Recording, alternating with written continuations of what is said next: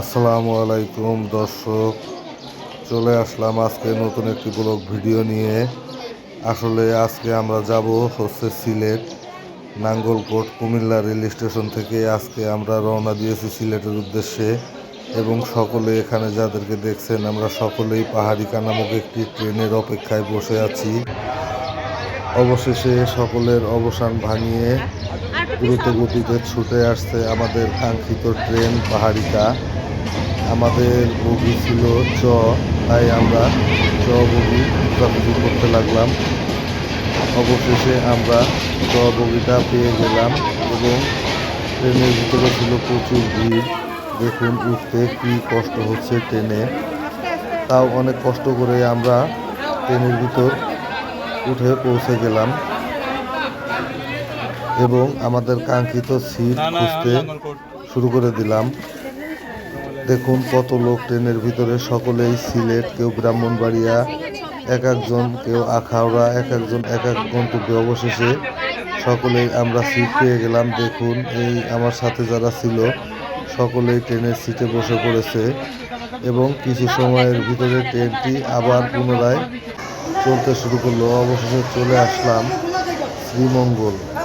এখানে আমি শ্রীমঙ্গল অনেকক্ষণ ট্রেনটা থেমেছিল, আমি দাঁড়িয়ে একটু চা খেয়ে নিলাম এবং আবারও ট্রেনে উঠে গেলাম। অবশেষে চলে আসলাম সিলেট। দেখুন আমরা সকলেই এখন চলে আসছি সিলেট।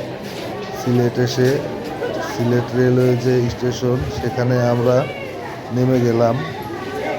দেখুন আমাদের টিম মেম্বার সবাই, আমার পরিবারের যারা ছিল সকলেই আমরা একসাথে নেমে গেলাম এবং এখান থেকে যাওয়ার পরে একটি হোটেলে আমরা উঠেছিলাম।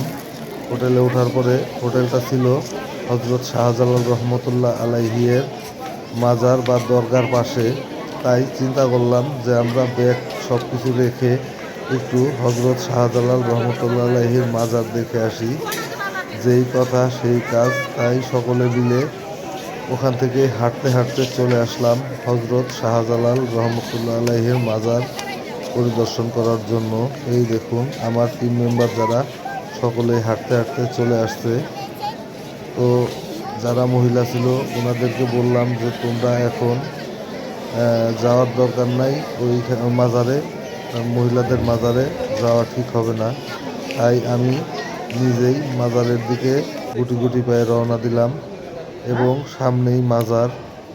মাজারে ঢোকার আগে ভেবেছিলাম যে মাজার সহ ভিডিওটা নিব, কিন্তু ওখানে যেই সমস্ত অলিওয়াল্লারা বসে আছে তারা আমাকে নিষেধ করলো যে ভাই ভিডিও করা যাবে না। আজকে তাহলে এখানেই শেষ করলাম। সকলেই ভালো থাকবেন। ধন্যবাদ সকলকে। আসসালামু আলাইকুম।